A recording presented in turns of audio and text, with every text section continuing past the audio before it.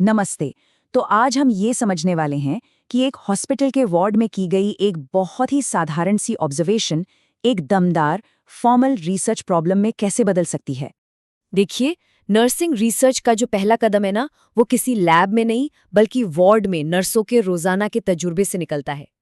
ये सब तब शुरू होता है जब एक नर्स नोटिस करती है कि जो हो रहा है और जो असल में होना चाहिए उसमें कुछ तो गड़बड़ है, कुछ तो अंतर है। और ये कहावत नर्सिंग रिसर्च में तो एकदम फिट बैठती है।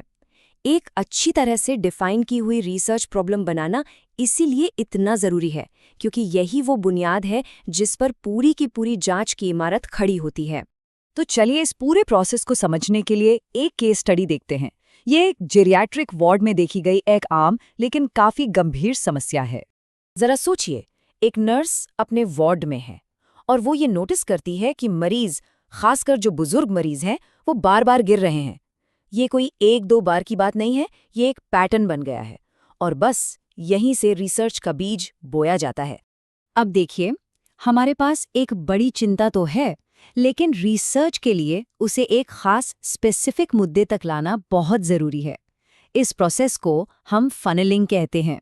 तो यहाँ हम क्या कर रहे हैं? हम मरीजों की सुरक्षा जैसे एक बहुत बड़े टॉपिक से शुरू करते हैं और उसे छोटा करते करते एक फोकस्ड स्टडी करने लायक मुद्दे पर ले आते हैं। अस्पताल में भर्ती बुजुर्ग मरीजों में गिरने की घटनाएं बढ़ रही हैं। ठीक है, तो अब जब प्रॉब्लम पकड़ में आ गई है तो देखते हैं कि कुछ खास और ज़रूरी कंपोनेंट्स का इस्तेमाल करके एक फॉर्मल रिसर्च स्टेटमेंट कैसे तैयार किया जाता है।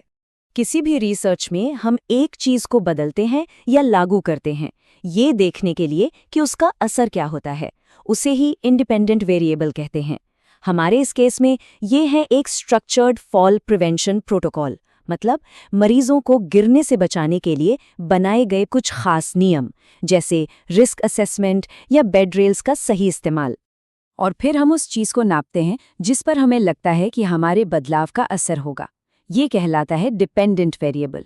यहाँ हम ये नाप रहे हैं कि नया प्रोटोकॉल लागू करने के बाद मरीजों के गिरने की संख्या, मतलब जो गिरने की घटनाएं हैं, वो कम हुई या नहीं।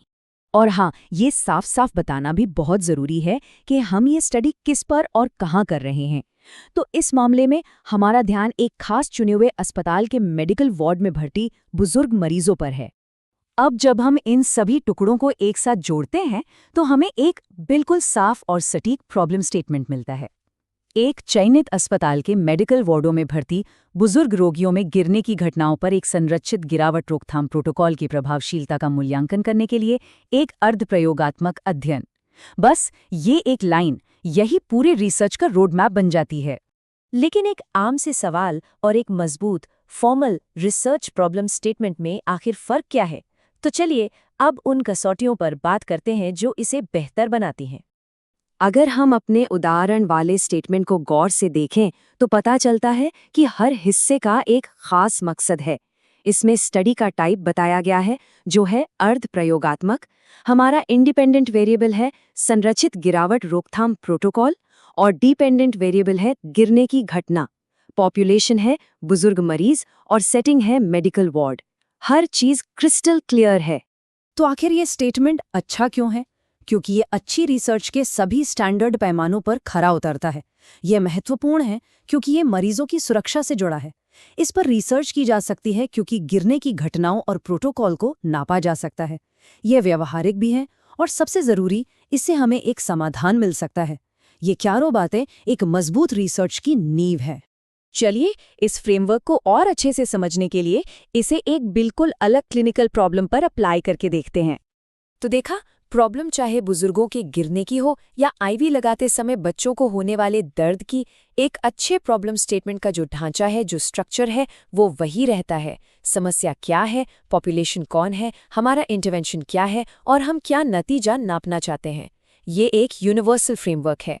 एक क्लियर रिसर्च प्रॉब्लम हमें क्लियर डेटा इकट्ठा करने में मदद करता है। जैसा कि इस चार्ट में दिख रहा है, यही डेटा हमें वो सबूत देता है जिससे हम मरीजों की देखभाल को और बेहतर बना सकते हैं। सब कुछ एक सही सवाल पूछने से शुरू होता है।